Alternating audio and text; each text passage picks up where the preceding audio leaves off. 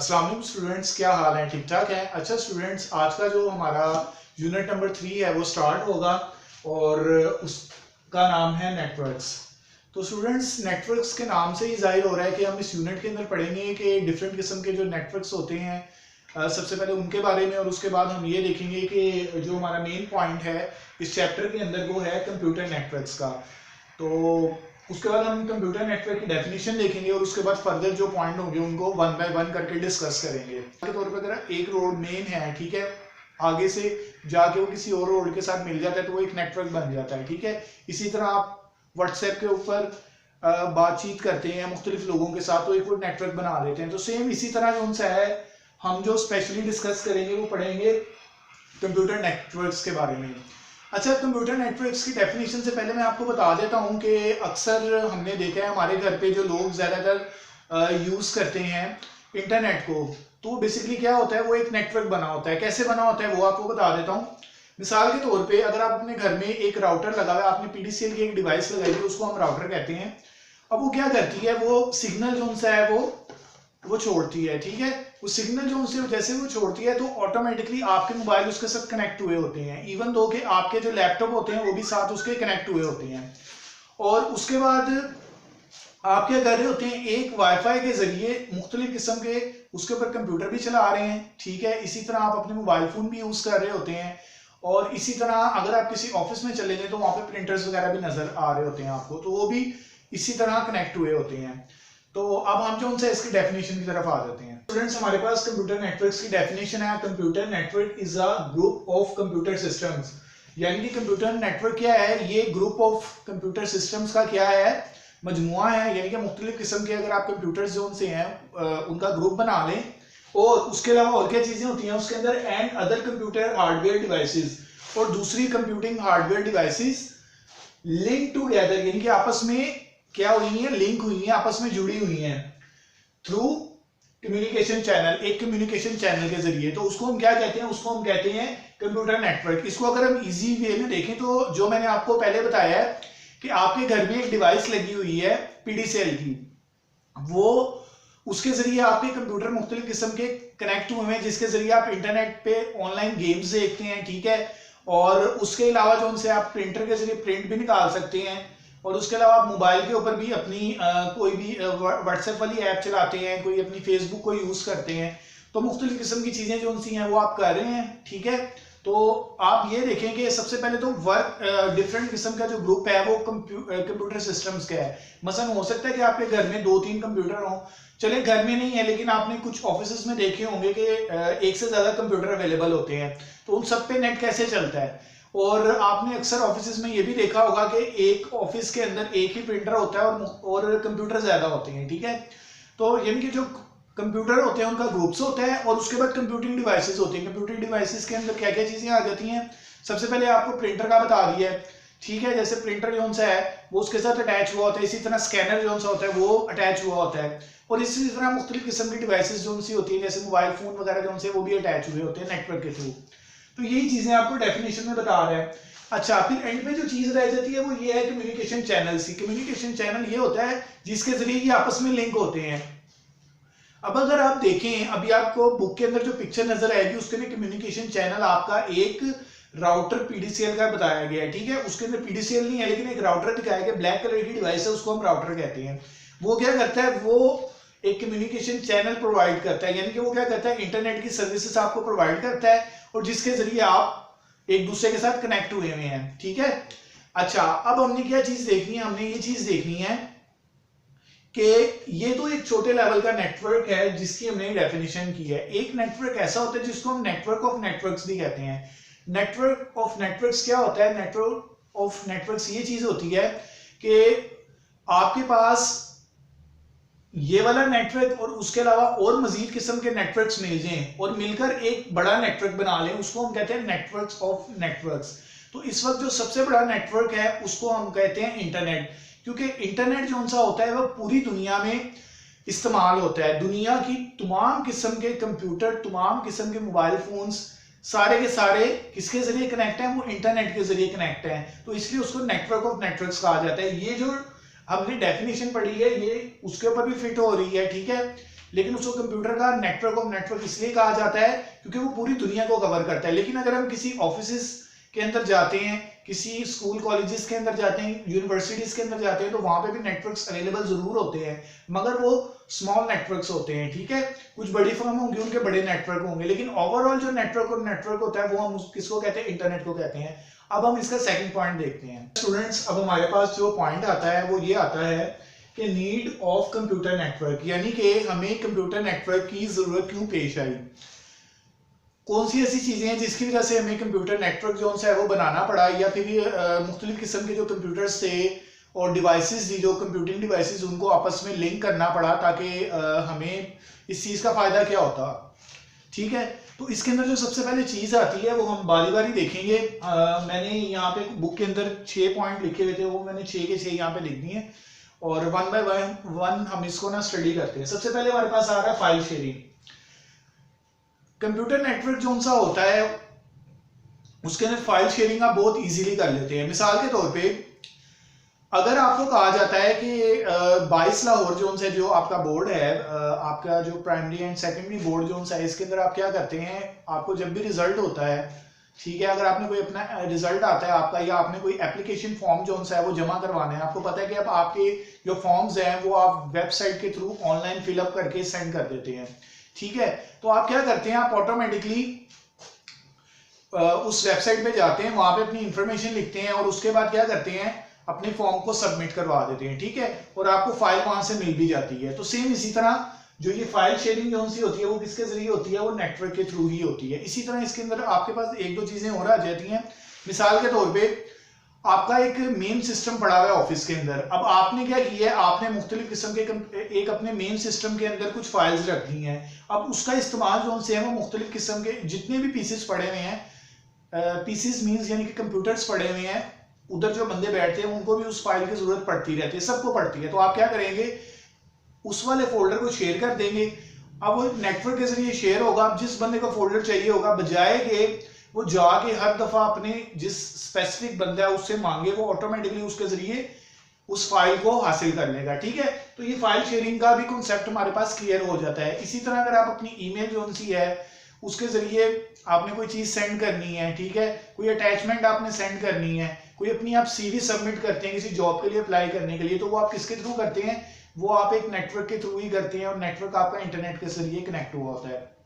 अच्छा, उसके बाद आपके पास आ जाती है हार्डवेयर शेयरिंग। हार्डवेयर शेयरिंग के अंदर हमारे पास ये चीज आती है कि आपने कंप्यूटर जो सा होता है उसके जरिए जब आप कंप्यूटर नेटवर्क को पढ़ते हैं तो उसके अंदर आप हार्डवेयर शेयरिंग भी कर सकते हैं। हार्डवेयर शेयरिंग का फायदा ये होता है कि आपका एक प्रिंटर जो सा होता है वो लगा हुआ है एक ऑफिस के अंदर, या अगर आप स्कूल की एग्जांपल लें तो अगर आप अपने जो भी आपका डिपार्टमेंट है, ठीक है, आपका कंप्यूटर डिपार्टमेंट है या आपका जो एडमिशन डिपार्टमेंट, मोस्टली आपका एडमिशन डिपार्टमेंट में ये चीजें होती हैं, या फिर आपका जो रिजल्ट का डिपार्टमेंट होता है उसके अंदर आप देखते होंगे कि जब भी आपका रिजल्ट प्रिंट होना होता है तो वो ये नहीं कि उन्होंने हर कंप्यूटर के साथ अलग-अलग प्रिंटर लगाए हैं, उनका एक ही प्रिंटर पड़ा होता है ऑफिस में, या मैक्सिमम 2 होंगे प्रिंटर, ठीक है। तो उन सबको जितने भी कंप्यूटर वहां पे पड़े हुए हैं उनको आप एक प्रिंटर के साथ अटैच कर देते हैं, और जब आप किसी भी कंप्यूटर के ऊपर बैठ के वहां से प्रिंट देते हैं, ऑटोमेटिकली आपका जो प्रिंटर होता है वो प्रिंट निकाल देता है, ठीक है। तो उसका फायदा आपको क्या होता है, फायदा ये होता है कि आपको एक स्पेसिफिक कंप्यूटर पे नहीं जाना पड़ता, आप जहां पे बैठे हुए हैं आपका अगर वो प्रिंटर नेटवर्क के साथ कनेक्ट है तो आप ऑटोमेटिकली उसको प्रिंट दे सकते हैं, यानी कि हार्डवेयर शेयरिंग कर सकते हैं, और हार्डवेयर शेयरिंग का बहुत फायदा है। इसी तरह आप स्कैनिंग भी कर सकते हैं, मसलन आपको किसी का मोहताज नहीं होना पड़ता। अच्छा, उसके बाद फिर आपके पास आ जाती है एप्लीकेशन शेयरिंग। एप्लीकेशन का मतलब ये है कि आप अपना जो सिस्टम है यानी कि कंप्यूटर है उसको शेयर कर देते हैं। कुछ लिमिटेड चीजें होती हैं जो आप शेयर करते हैं। मिसाल के तौर पे बुक के अंदर भी आपको एग्जांपल दी गई है एटीएम्स की। आप देखते हैं आप किसी बैंक की एटीएम मशीन के अंदर जाते हैं, ठीक है, ये क्या करती है, आप जाते हैं वहां पे अपना पिन देते हैं, जो भी आपका कार्ड होता है उसका नंबर होता है वो आप देते हैं, उसके बाद वो उसको चेक करता है कि आया कि यूजर है या नहीं है। ऑटोमेटिकली उसके बाद आप क्या करेंगे, आपके सामने एक कंप्यूटर की स्क्रीन आ जाती है। वो बेसिकली एटीएम एक कंप्यूटर ही होता है, लेकिन वो लिमिटेड ऑप्शन उसके ऊपर होते हैं। उसके अंदर आप क्या करते हो, उसके जरिए आप अपने पैसे निकलवा भी सकते हो, ठीक है, आपने मनी ट्रांसफर करनी है वो भी आप कर सकते हैं, ठीक है।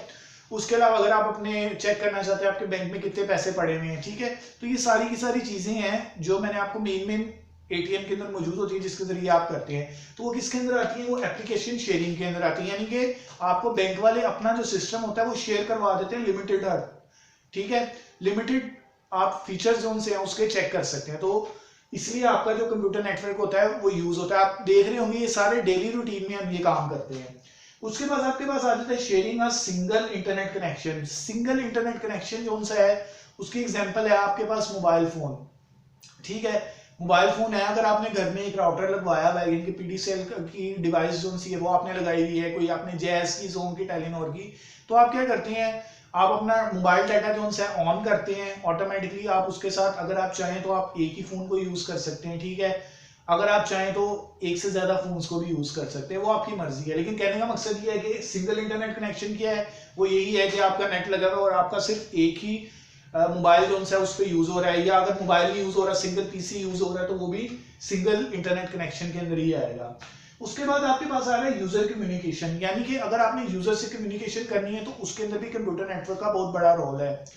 ये ज्यादातर जो आपका काम होता है वर्ल्ड वाइड यूज होता है। मिसाल के तौर पे अगर आप पाकिस्तान बैठे हुए हैं, अगर आपका कोई क्लाइंट अमेरिका में है, कोई कनाडा में है, कोई आपका इंडिया में है, कोई आपका बांग्लादेश में है, मलेशिया में है, सऊदी अरब में, कहीं पे भी हो सकता है, दुबई में है, तो आप क्या करेंगे, आप उनके जरिए जो उनसे है अपनी मीटिंग जो उनसे कंडक्ट करते हैं। जरूरी नहीं कि आप अपनी टिकट वीजा या करके हंगामी तौर पे आपको वहां पे जाना पड़े, उसमें टाइम लगता है, ट्रैवल करने में टाइम लगेगा। उसकी बजाय आप क्या करते हैं, आप इंटरनेट पे वीडियो कॉन्फ्रेंस कर लेते हैं, ठीक है। वीडियो कॉन्फ्रेंस के जरिए क्या होता है कि आप ऑटोमेटिकली वहां पे एक मीटिंग बना ले, मीटिंग जो सी होती है वो कंडक्ट करते हैं और ऑनलाइन वहां पे सारे जनों की स्क्रीन जो सी होती हैं वो आ रही होती हैं आपके पास। मिसाल के तौर पे अगर एक एडमिन है तो एडमिन की भी स्क्रीन आपके सामने विजिबल होगी। इसी तरह जो आपके स्टाफ के जो मेंबर्स हैं या आपके जो क्लाइंट्स हैं वो भी आपको देख रहे होंगे। तो आप क्या करेंगे, आपके जो भी प्रोग्राम्स होंगे वो आपस में आप उनको चेक कर सकते हैं, कॉन्ट्रैक्ट देख सकते हैं अपना। अगर आप बाइंग एंड सेलिंग का काम करें तो उसके ऊपर आप प्रेजेंटेशन यूज कर सकते हैं, ठीक है, और शेयरिंग भी कर सकते हैं अपनी। तो क्या हो रहा होता है बेसिकली, वो यूजर कम्युनिकेशन में हो रहा था कि आपका जो ग्रुप बना होता है नेटवर्क का, होते वो ऑन द स्पॉट एक ही टाइम पे है, ठीक है, किसके जरिए होते हैं, कंप्यूटर नेटवर्क की वजह से होते हैं। उसके बाद आपके पास आ रहा है increasing storage capacity. Increasing storage capacity का जो कॉन्सेप्ट है उसका मैं आपको बताता हूँ। एक बड़ी आसान सी एग्जांपल मैं आपको पर्सनली अपनी एग्जांपल देता हूँ। मैं जब फोन अपना यूज करता था तो उस दौरान आपको पता है कि जब मोबाइल फोन्स नए नए आए थे तो उसकी अपनी स्टोरेज होती थी, और अभी भी है, आप उसके अंदर डाटा स्टोर कर लेते हैं। लेकिन सम टाइम ऐसा होता है कि फोन है, खुदा ना खास्ता आपका अल्लाह ना करे चोरी हो जाए, या फिर सम टाइम ऐसा होता है कि आपका फोन जो आजकल जो एंड्रॉइड फोन आ रहे हैं उनका सॉफ्टवेयर खराब हो जाता है। तो सम टाइम ऐसा होता है कि गलती से हम उसको रीसेट कर देते हैं, डाटा भी रिमूव कर देते हैं।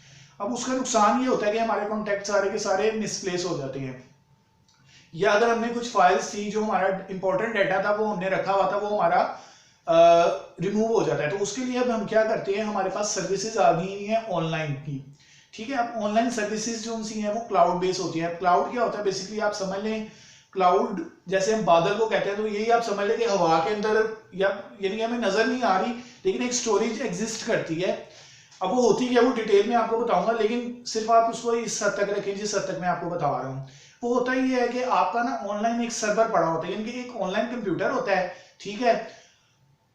उसके अंदर क्या होता है कि आप अपना डाटा स्टोर कर रहे होते हैं, ठीक है। अब कुछ सर्विसेज जो होती है, जाहिर सी बात है, अगर आप ज्यादा स्पेस लेते हैं तो ऑटोमेटिकली आपको उसके लिए पे करना पड़ेगा। अगर आपकी लिमिटेड है तो आपको कुछ सर्विसेज फ्री भी मिल जाती हैं, जिसकी सबसे बड़ी एग्जांपल गूगल ड्राइव है और आपके पास वन ड्राइव है। आप क्या करते हैं, आप अपना जो डाटा है कुछ वो उसके अंदर स्टोर करते रहते हैं। खुदा ना खास्ता कल को आपका मोबाइल जो है वो खराब हो जाता है, या खुदा ना खास्ता चोरी हो जाता है, तो आप क्या कर सकते हैं, अपनी ऑनलाइन स्टोरेज के जरिए डाटा को रिट्रीव भी कर सकते हैं, यानी कि ले भी सकते हैं, और उसके बाद उसको सेंड भी कर सकते हैं, क्योंकि आपके पास सिर्फ यूजर नेम और पासवर्ड होना चाहिए, ठीक है। तो ये आपके पास आ जाता है इंक्रीजिंग स्टोरेज कैपेसिटी के अंदर। अब आपके ज़हन में यार होगा इंक्रीजिंग स्टोरेज कैपेसिटी कैसे हो रही है। मिसाल के तौर पे मेरे फोन की स्पेस 8 GB है, ठीक है, आजकल तो इससे भी ज्यादा, लेकिन मैं मिनिमम आपको कह रहा हूँ कि 8 GB है। तो अगर बिलफर्ज मैं चाहता हूँ कि मेरी स्पेस बची रहे, मैं बजाय कि डाटा अपने मोबाइल में स्टोर करने के मैं ऑनलाइन रख देता हूँ कि कल को खुदा ना खास्ता मेरे फोन को कुछ हो भी जाए तो मेरा डाटा तो सेव रहे, ठीक है। तो उससे क्या होगा, एक तो मेरी स्टोरेज जो मेरे फोन की है वो भी बच जाएगी, और दूसरे नंबर पे क्या होगा कि मेरा डाटा क्लाउड में भी पड़ा होगा। सेम इसी तरह लोग जो उनसे होते हैं वो कंप्यूटर्स के अंदर भी यही करते हैं, खुसूसी तौर पे जो बड़े बड़े ऑफिसेज होते हैं जिनका डाटा जरा ह्यूज अमाउंट में होता है, ठीक है, और जिनको जो मिसाल के तौर पे मुख्तलिफ कंट्रीज में ट्रैवल करते रहते हैं, तो वो कहते हैं कि हमें डाटा हमें लाइव हमारा दिखना चाहिए। तो अगर वो ऐसे रखेंगे किसी एक डिवाइस के अंदर रखेंगे तो वो तो एक्सेस होना मुश्किल काम है, लेकिन अगर आप वो क्लाउड डिवाइस में रखेंगे तो ऑटोमेटिकली डाटा को कहीं पे भी कैसे भी एक्सेस कर सकते हैं, ठीक है।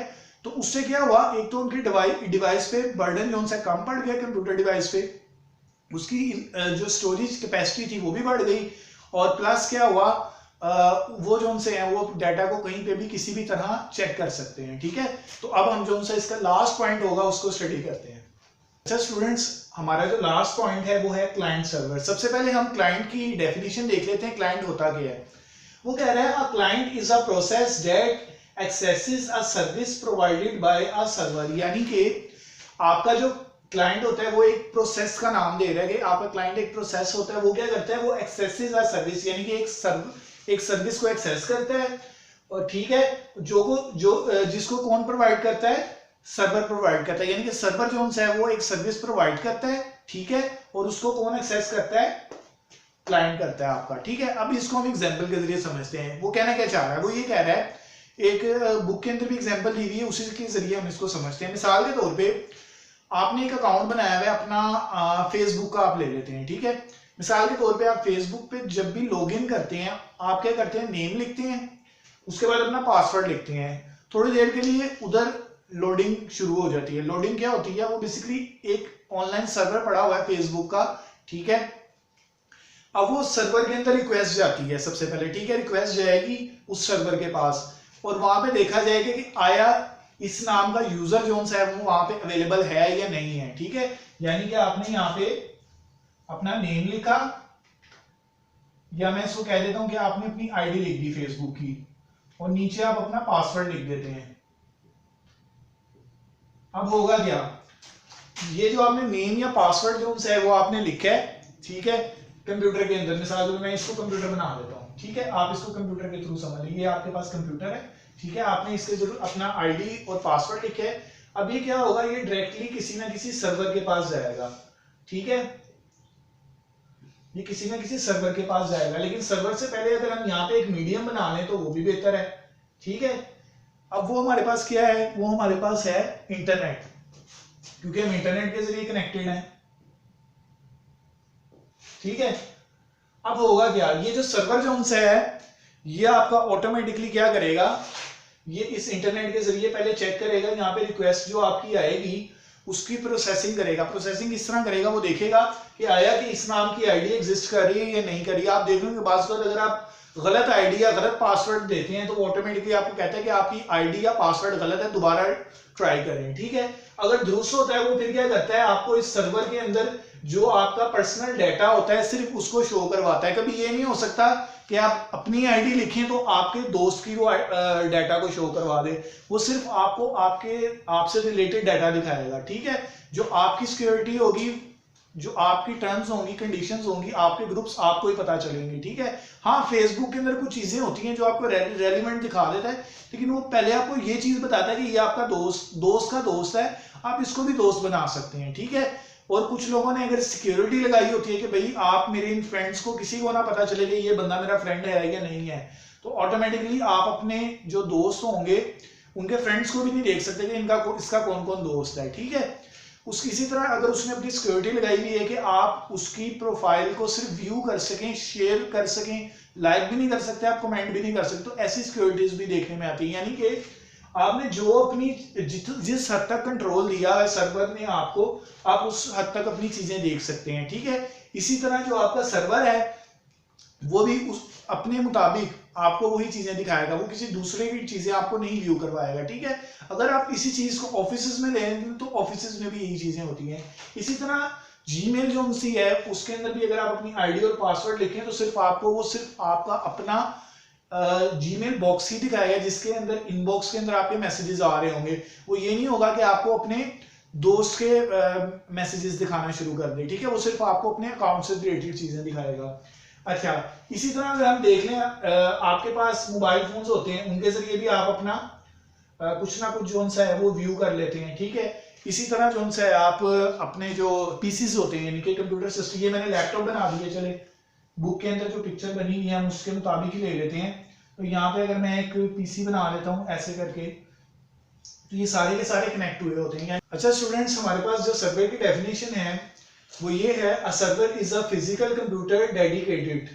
ठीक है, यानी कि आपका जो सर्वर होता है वो क्या है, वो एक फिजिकल कंप्यूटर है जो कि डेडिकेट किया गया है। किसको किया गया है, वो कह रहा है टू रन सर्विसेज, यानी कि सर्विसेज को रन करने के लिए, टू सर्व द नीड्स, यानी कि जो भी आपकी नीड्स होंगी उनको वो सर्व करेगा, यानी कि पेश करेगा, ऑफ इट्स क्लाइंट्स, यानी कि क्लाइंट्स को पेश करने के लिए। यानी कि आपका जो सर्वर होता है वो क्या होता है, वो एक फिजिकल डिवाइस होती है कंप्यूटर की, वो क्या करती है, वो क्लाइंट की तरफ से जो भी नीड आती है उसको, ठीक है, जो उसके सामने कोई भी सर्विसेज के लिए वो आपको आपके सर्वर को रिक्वेस्ट करता है, तो उसकी नीड को पूरा करने के लिए क्या यूज होता है, आपका सर्वर यूज होता है। ठीक है, अब वो कह रहे हैं कि ये जो आपका सर्वर है वो और जो आपकी सर्विसेज हैं, ठीक है, उसके मुताबिक वो काम करेगा। तो सर्वर जो है वो जिस किस्म की आप सर्विसेज उससे लेंगे वो उसी किस्म का सर्वर कहलाएगा। ठीक है, इसलिए लिखा हुआ है डिपेंड ऑन सर्विस, यानी कि किस किस्म की आप सर्विस लेना चाह रहे हैं सर्वर से। मिसाल के तौर पे फाइल सर्वर, अगर आपका एक कंप्यूटर है उसके आपने उसके मेन सर्वर के अंदर फाइल शेयर की हुई है, ठीक है, फाइल रखी हुई है, तो आपका जो वो सर्वर होगा वो फाइल शेयरिंग के लिए यूज होगा, तो आप क्या कहेंगे, ये हमारा फाइल सर्वर है। ठीक है, यानी कि इसके जरिए आप फाइलें लेते हैं, तो वो फाइल सर्वर कहलाएगा। अगर आपका आप एक सॉफ्टवेयर यूज कर रहे हैं, ठीक है, डेटाबेस का, यानी कि अगर आप नादरा का देख लें, पाकिस्तान में जैसे कि नादरा है, तो नादरा के अंदर क्या होगा कि आपने जब भी अपने से रिलेटेड कोई इंफॉर्मेशन लेनी है तो वो एक ह्यूज डेटाबेस का सर्वर पड़ा हुआ है नादरा का, उसके जरिए आप डेटाबेस की सर्विसेज लेते हैं, तो वो आपका डेटाबेस सर्वर कहलाएगा। इसी तरह अगर आपके पास प्रिंट सर्वर है, अगर आपने एक आपका मेन कंप्यूटर है उसके साथ प्रिंटर शेयर किया हुआ है, ठीक है, थ्रू अ नेटवर्क, और बाकी जो कंप्यूटर्स हैं उन्होंने जब भी प्रिंट निकालना है तो वो क्या करेंगे, वो नेटवर्क शेयरिंग के जरिए जो आपका मेन सर्वर होगा उसके जरिए प्रिंट निकलवाएंगे। ठीक है, यानी कि उसके ऊपर जो प्रिंटर इंस्टॉल हुआ है उसके साथ कनेक्ट होके वो सर्वर ऑन होगा, तो उसके साथ कनेक्ट होके वो प्रिंट निकालेंगे, आपकी फिजिकल डिवाइस जो प्रिंट निकालेगी, तो वो वाला सर्वर क्या कहलाएगा, वो प्रिंट सर्वर कहलाएगा। उसके बाद आपके पास वेब सर्वर आ जाता है। आप जो ऑनलाइन वेबसाइट्स देख रहे होते हैं, यानी कि अगर आप अपनी कंपनी की देखें, 22 लाहौर की आप देख लें या कोई दूसरी भी देख लें, तो वो जो आपका सर्वर होता है इन वेबसाइट्स को चलाने के लिए जो पड़ा होता है उसको हम क्या कहते हैं, उसको हम क्या कहेंगे, उसको वेब सर्वर कहेंगे, यानी कि वो वेब की सर्विसेज प्रोवाइड करता है। जैसे आपकी डोमेन नेम्स वगैरह होती हैं, अब ये आपको बाद में जाके बताऊंगा कि डोमेन्स वगैरह क्या होती हैं, होस्टिंग क्या होती है, तो ये चीजें आहिस्ता आहिस्ता आप पढ़ेंगे। बहरहाल आप इतना ज़हन में रखें कि अगर आपकी कोई पर्सनल वेबसाइट है तो वो भी किसी ना किसी सर्वर के साथ कनेक्ट है, उसको हम क्या कहेंगे, वेब सर्वर कहेंगे। यानी कि अगर हमने आज के लेक्चर को अपने को वाइंड अप करें तो हमारे पास हमें इन चीजों का पता चल जाता है कि कंप्यूटर नेटवर्क जो सा होता है वो सबसे पहले होता क्यों है, ठीक है, और उसके बाद हमने उसकी डेफिनेशन भी देखी कि कंप्यूटर नेटवर्क की डेफिनेशन क्या है। उसके बाद हमने देखा कि कंप्यूटर नेटवर्क क्यों जरूरी था, हमने उन सारे पॉइंट्स को पढ़ा कि किस वजह, वो क्या वजूहत थी जिसकी वजह से हम कंप्यूटर नेटवर्क को यूज करते हैं, और सबसे एंड पे आके हमने देखा कि भाई ये क्लाइंट सर्वर होता क्या है और हम इसको क्यों यूज करते हैं। तो आपको इस चीज का पता चल गया कि भाई आप जब भी किसी आउटसोर्स सर्वर को एक्सेस करते हैं, यानी कि कोई ऐसी सर्विस आप हासिल करना चाह रहे हैं, जैसे जीमेल की, याहू की जो ऑनलाइन सर्विस है, यानी कि आपके जो ऑफिस का नेटवर्क है उससे बाहर की कोई भी सर्विस है, या फिर आपके घर से बाहर की जो सर्विस आप उसको हासिल करना चाहते हैं, तो उसके लिए आपको क्या करना पड़ता है, आपको सबसे पहले एक क्लाइंट पीसी के तौर पे क्या करना पड़ता है, एक्सेस करना पड़ता है उस सर्वर को, ठीक है, और देन उसके बाद आप अपने नेटवर्क को कम्युनिकेट करते हैं उसके जरिए। तो ये आज का हमारा लास्ट का टॉपिक था, ठीक है। अगर आपको कोई भी मसला हो इस लेक्चर के हवाले से तो आप मेरे से पूछ सकते हैं, ठीक है। शुक्रिया।